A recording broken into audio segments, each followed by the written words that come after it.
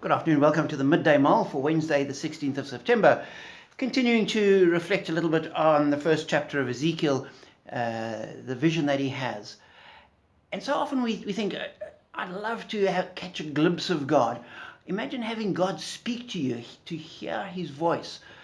Not in the pages of scripture or in the words of some preacher or somebody speaking, but to actually hear in a physical way God's voice speaking to you. And then as I read through scripture, I think, well, maybe I'm not so keen on that, because Ezekiel has this vision of God, and it ends up, when I had this vision of God, when I saw it, I fell face down, and I heard the voice of one speaking. It goes into chapter 2. He said to me, "Son of man, stand up on your feet, and I will speak to you."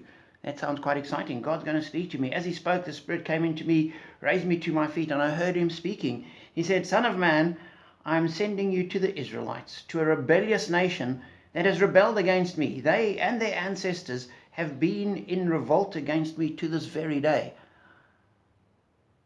And he's not being given a pat on the back and being told, "Well done, good and faithful servant." He's being said, "I want you to go to these people that are in rebellion against me and speak my word of judgment against them."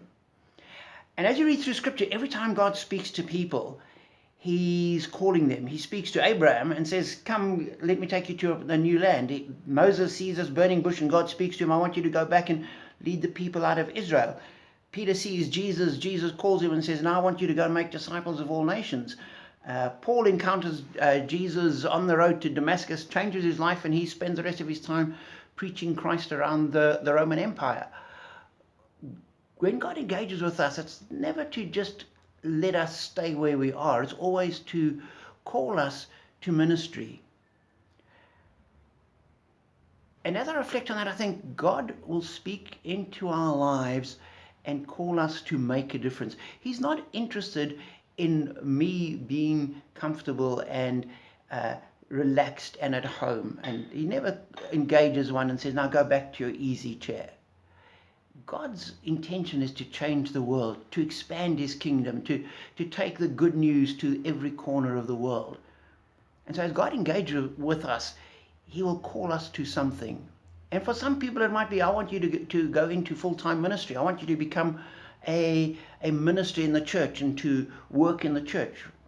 Some people might even be called to become a missionary. "I want you to go to a different land and take the gospel there."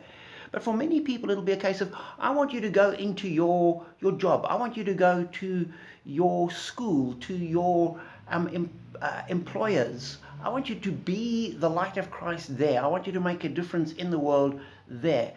As you engage with your neighbors, you don't have to beat them over the head with the Bible, but you have to be a Christian to them, and you have to reflect the gospel, and you have to be prepared to speak about Christ to those people.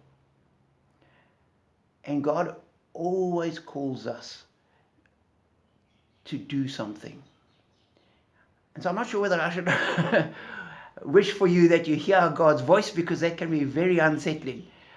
But I pray that God will use each one of us to extend his kingdom, because that's the way the world will become better. So know his presence with you, his call on your life, and his strengthening of you for that service. And be blessed.